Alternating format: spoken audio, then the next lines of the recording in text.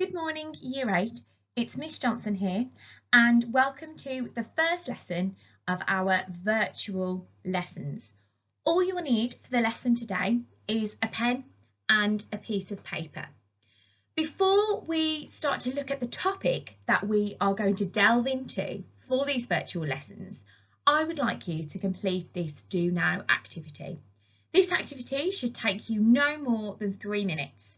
So there are 2 parts to this activity where you need to list all the things that you would include in, number 1, your perfect world. So a world that is perfect to you. So this is completely individual. This is what you see as a perfect world. So I've put an example there, free Starbucks for all. So that's just one of the things that I would include in my perfect world. And then the second part I would like you to list is what you would include in your nightmare world. So we're talking about the opposite now. So if you're a bit of a fan of games consoles, then maybe a ban on all games consoles is considered a nightmare to you. So that's what I'd like you to do. I'd like you to aim for about 5 things for each section. So 5 things that you would include in your perfect world and 5 things that you would include in your nightmare world. And I've just put some photos there to kind of help you get an idea of what would be a perfect world and a nightmare world. So if you'd like to pause the video here, spend 3 minutes writing those down for our Do Now activity. Well done, Year 8. Okay, so to explain what we are going to be doing in this topic and also in today's lesson. So you will see that our heading is called Dystopia. Now, I'm very aware that some of you may already know what a dystopia is. If you don't worry, we're going to be looking at that in the next task. But today we are going to explore the conventions of dystopian fiction. So when I say conventions, we're talking about what is typical in dystopian fiction. So what might you see that is common throughout a few different pieces of dystopian fiction. And for our progress today, so for you to make good progress, you will gain an understanding of what a dystopia is and explore how these are presented in literary texts.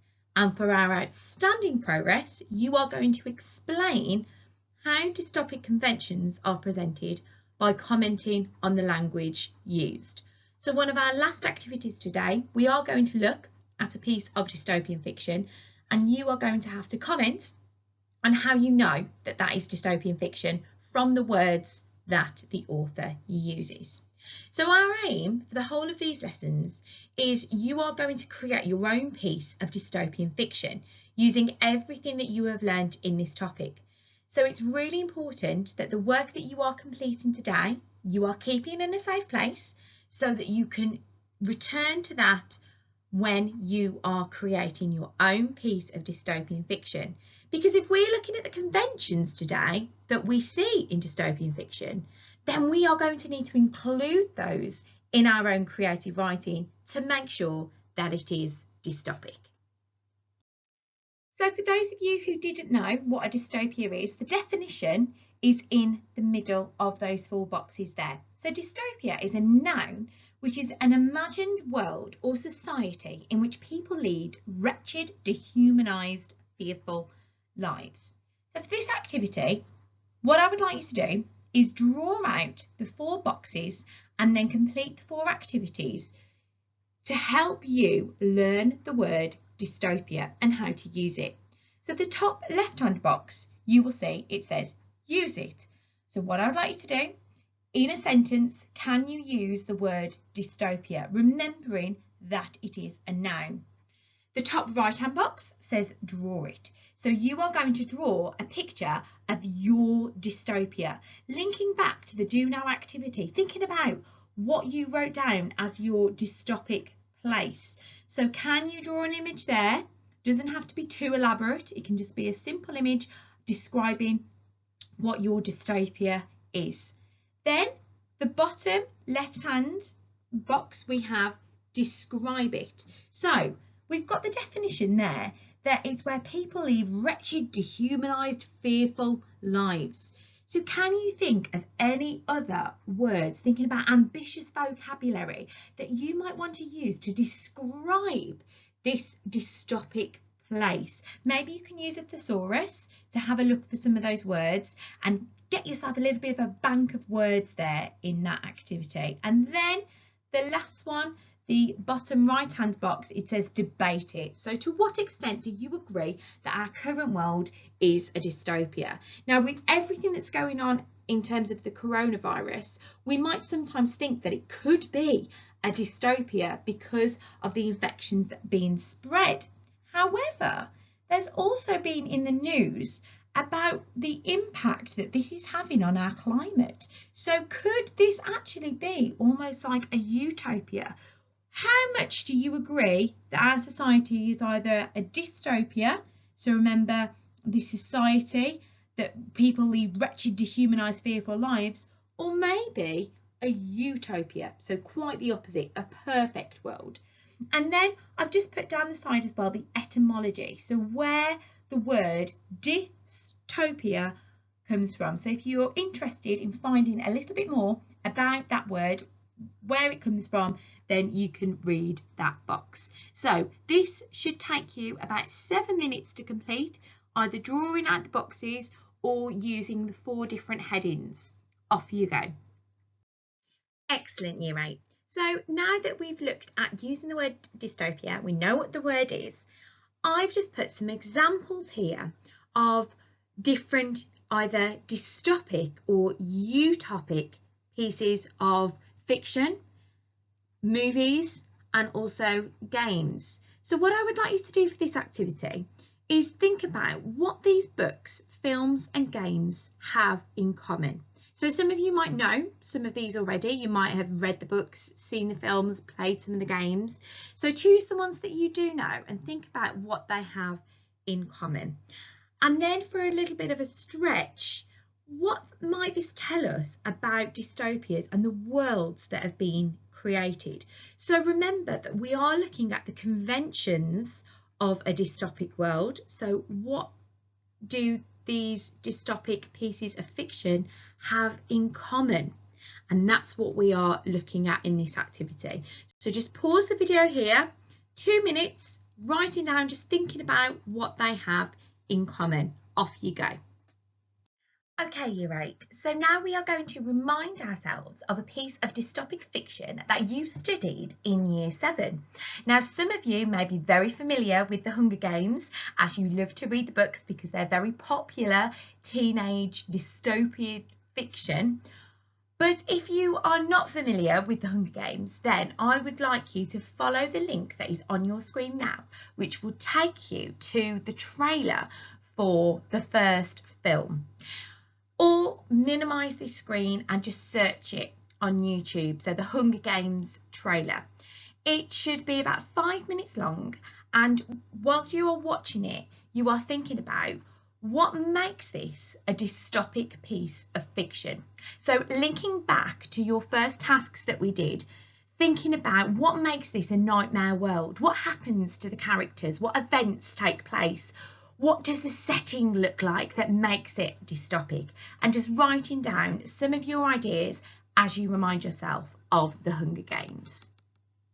Okay then, Year 8, so now that we have watched that trailer for the Hunger Games, we're going to delve into the dystopian protagonist. So protagonist is a name for the main character, and in this instance it's Katniss Everdeen. So what I would like you to do for these next 2 slides is I would like you to actively listen and then record down some of your notes about what is a dystopian protagonist, and then next we're going to look at the world that she lives in.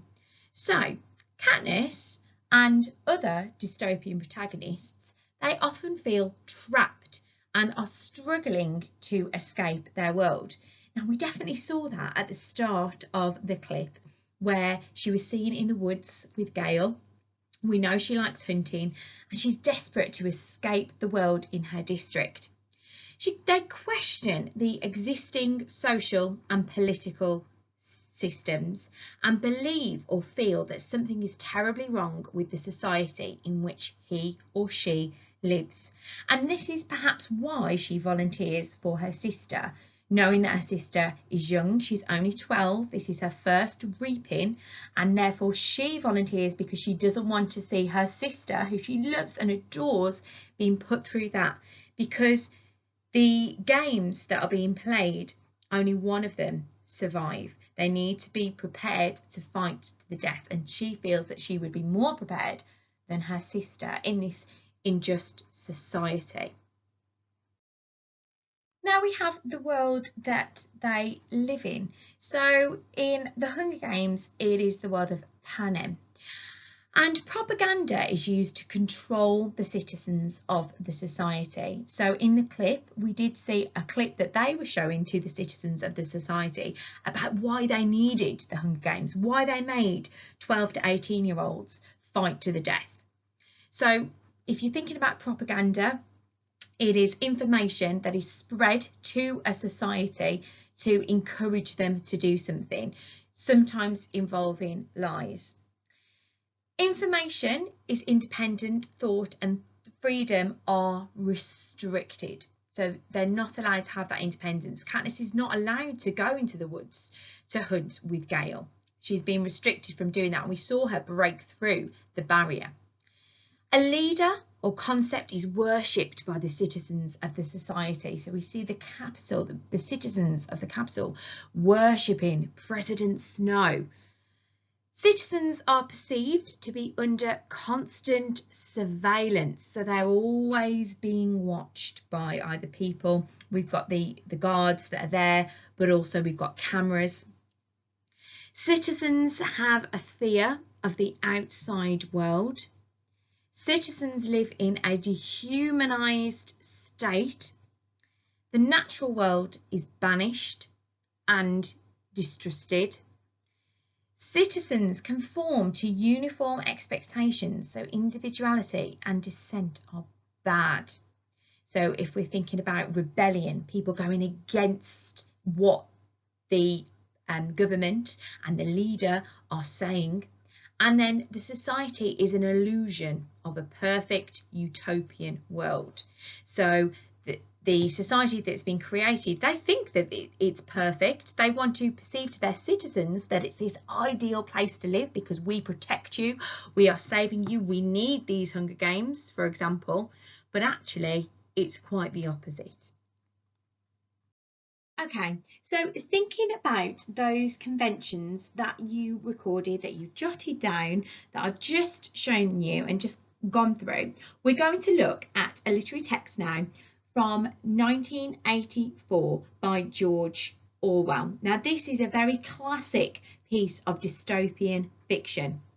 So we're just going to take an extract from it, and I would like you to think about how those dystopic conventions are portrayed in this extract. So we're going to read together. You've got that on your screen. It was a bright, cold day in April, and the clocks were striking 13. Winston Smith, his chin nuzzled into his breast in an effort to escape the vile wind, slipped quickly through the glass doors of the Victory Mansions, though not quickly enough to prevent a swirl of gritty dust from entering along with him. The hallway smelt of boiled cabbage and old rag mats. At one end of it, a coloured poster, too large for indoor display, had been tacked to the wall. It depicted simply an enormous face, more than a metre wide. The face of a man of about 45, with a heavy black moustache and ruggedly handsome features. Winston made for the stairs. It was no use trying the lift. Even at the best of times, it was seldom working, and at present the electric current was cut off during daylight hours. It was part of the economy drive in preparation for Hate Week. The flat was 7 flights up, and Winston, who was 39 and had a varicose ulcer above his right ankle, went slowly, resting several times on the way. On each landing, opposite the lift shaft, the poster with the enormous face gazed from the wall. It was one of those pictures which are so contrived that the eyes follow you about when you move. "Big Brother is watching you," the caption beneath it ran. So what I would like you to do now is I would like you to list 4 things, either in your own words or quotations taken directly from this extract, that show that this place is a dystopia. So you are reading it through again. I'm going to put the slide back up that shows you the text, and you are picking out those 4 things, linking to those conventions that we had a look at in the last activity. And as a stretch for you, I would like you to choose one of the quotes that show it is a dystopia and complete an exploder quote, focusing on the word choices by the writer, which is George Orwell. So put in the quote in the middle of a bubble and then around it focusing on the words. So for example, why did Orwell choose the verb gazed from the wall? Yeah, what does that impact of that word gazed has? And then from that, writing about what kind of connotations the word gazed has. So, okay, so here is the extract again. And so you are looking for those 4 pieces of evidence taken from this text about what makes it a dystopian piece of fiction, and then for a stretch doing an exploder quote. So this should take you about 10 minutes. So if you'd like to pause the video here to complete that activity. Excellent, Year 8, well done. So it's okay that we don't fully understand everything that is going on in this extract because we haven't read the rest of the novel. We've only taken this certain part, but even by looking at this extract, we can already get a sense that it is a dystopian piece of fiction. So let's have a look at some of the things that you might have chosen to show that it is a dystopian piece of fiction. Did anybody pick up on the fact that the clocks were striking 13? Okay, so we've got something very unusual there in the fact that they are striking 13. Clocks never strike 13, okay, unless it's a digital clock, but they don't strike because that's what an analog clock does, okay. And then we've got Winston's, his effort to escape the vile wind. Remember we said that they are fearful, the citizens are fearful of the outside world, and he's gone into the Victory Mansions, okay. Then we've got this idea of the boiled cabbage and the old rag mats, this smell. Already I'm getting this idea that this is not a pleasant place to be living in. And then we've got the description of the coloured poster with this man who had an enormous face, quite intimidating, that kind of presents to me. A man about 45. Now we don't know anything about this man yet because we haven't read the novel, but could we guess that this could be this leader? Is this a piece of propaganda that they have got here? He's got a black moustache and ruggedly handsome features. And then we've got Winston making for the stairs and the preparation for Hate Week. Now, we don't know what Hate Week is, again, because we haven't read the novel, but it's been capitalised here, Hate Week. And we know the connotations of that word hate. What could that be? Winston has a varicose ulcer above his right ankle. Okay. So we know that this is preventing him from walking quickly. It's hurting him. So has he been victimised at all? Has he been abused? Has he been oppressed by this society? And then this enormous face is being repeated again. So this idea that they're being constantly surveyed. It was so contrived that the eyes follow you about when you move, and it gazed. Okay, remember I said before about that word gazed. So the fact that they're constantly under surveillance, that there's no escaping, this society, and then Big Brother is watching you in capital letters. Okay, so hopefully you got some of those ideas, if not some more of your own. Fantastic work, Year 8. So our last activity for today is just a quick plenary to review your learning.